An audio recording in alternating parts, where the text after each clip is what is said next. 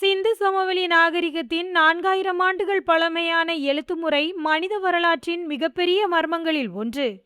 இன்று செயற்கை நுண்ணறிவு, கணினி விஞ்ஞானம், கல்வெட்டு ஆய்வு, ஆர்வலர்களின் பங்களிப்பு ஆகியவை இந்த புதிரை தீர்க்கும் புதிய பரிமாணத்தை உருவாக்கியுள்ளன. தமிழ்நாடு அரசு 2025 ஜனவரியில் இந்த எழுத்துமுறையை விளக்கம் காண்பவருக்கு $1 மில்லியன் பரிசு அறிவித்தது. இதனால் உலகம் முழுவதும் ஆர்வம் பெருகியது. சியாட்டிலின் கணினி விஞ்ஞானி ராஜேஷ் PN ராவிடம் பல்வேறு உரிமை கோரல்கள் வந்தன. சிலர் தங்கள் அல்காரிதம் 99% துல்லியமாக செயல்படுகிறது என்றனர். சிலர் விண்வெளி முகவரிகள் குறிக்கப்படுகின்றன என்றனர்.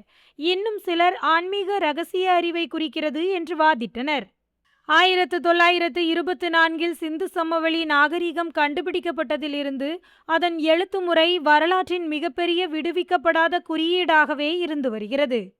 பின்லாந்தின் அஸ்கோ பர்போலா, கனடாவின் பிரையன் வெல்ஸ் போன்றோர் தங்கள் வாழ்நாளையே இந்த மர்மத்தை தீர்க்கும் முயற்சியில் செலவிட்டனர். இப்போது செயற்கை நுண்ணறிவு தொழில்நுட்பம் இந்த பிரச்சனையை தீர்க்கும் புதிய கருவியாக மாறியுள்ளது.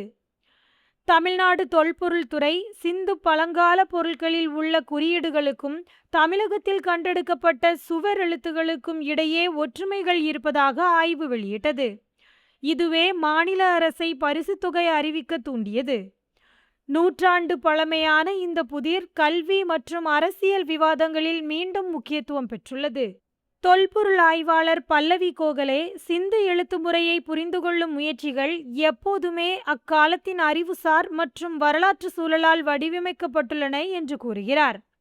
ஆரிய இடம்பெயர்வு கோட்பாடு முக்கியத்துவம் பெற்றபோது அந்த எழுத்துமுறையை இந்திய பூர்வீக மக்களின் மொழியுடன் இணைக்க முயற்சிகள் அதிகரித்தன. இவ்வாறு பல்வேறு கோட்பாடுகள், தொழில்நுட்பங்கள், ஆர்வலர்களின் பங்களிப்புகளால் இந்த மர்மம் இன்னும் உலகம் முழுவதும் ஆர்வத்தை தூண்டி வருகிறது.